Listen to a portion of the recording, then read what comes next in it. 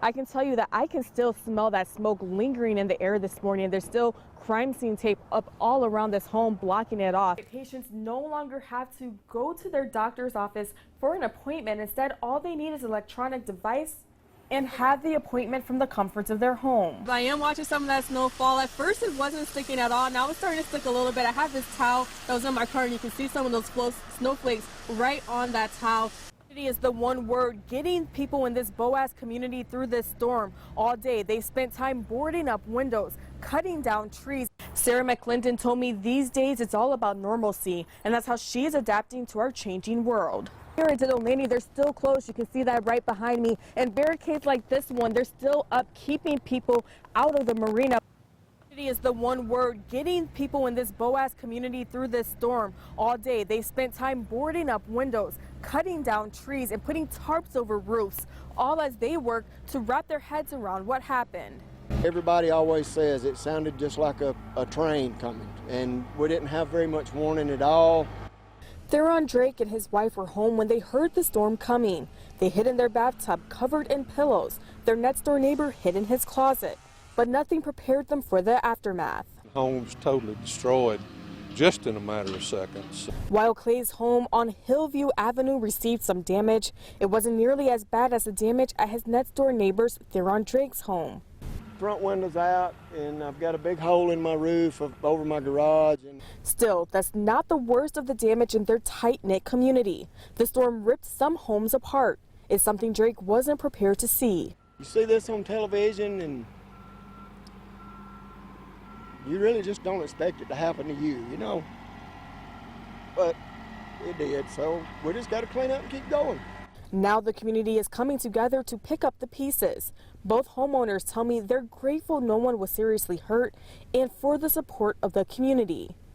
Just by the grace of God, I guess, is all. Community always comes together at times like this. Community is what everyone here hopes gets them through this. In Boaz, Rodneya Reel, Way 31 News. Sarah McClendon told me these days it's all about normalcy, and that's how she is adapting to our changing world. Getting up at 7, and the first thing that we do is we go for a walk, and here's my why. It gets us out of the house like we normally would first thing in the morning. Sarah McClendon is an assistant principal at Monrovia Elementary School. Since schools closed down in March, life has changed for the mom of 4. These days, she spends most of her day on video conference calls, helping build a curriculum for students and getting ready for next school year. And she's also making sure her girls keep up with their schoolwork. And so my older 2, that's when I send them upstairs and they work on their independent reading. And to add to her stress, McClendon's husband is an essential worker, and the worry that he could get coronavirus and pass it on to the family has changed the way they do things at home. And he'll come in and drop his clothes in there. We'll run him through the wash and he'll go straight to a shower and clean off, and then kind of reintegrate in with the girls. As the family adjusts, McClendon says they're relying on one thing. Grace is the vocabulary word in our family. You know, you got to extend it and receive it. McClendon told me she wants other parents at home to know that they're not alone and that they'll all get through this together. In Madison County, Rodneya Reel, Way 31 News. That's right, patients no longer have to go to their doctor's office for an appointment. Instead, all they need is an electronic device and have the appointment from the comforts of their home. Well, if we can see people from the comfort of their home, then they never have to risk any exposure on their way to the office or once they get to the office.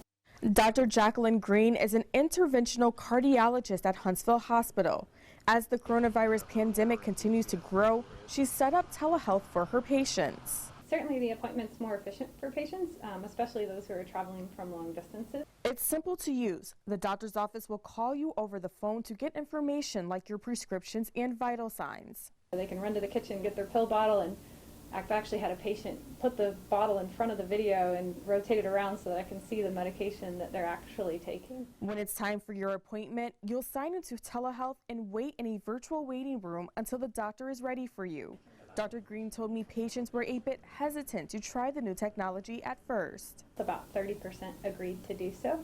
But as her patients are learning more about telehealth, they're coming around to the idea. Now I'm up to closer to 80 or 90% of my patients agreeing to a telehealth appointment. Dr. Green told me one of the things she likes best about telehealth is that it allows family members who are out of state to support their loved ones through a tough medical conversation. In Huntsville, Rodneya Reel, Way 31 News.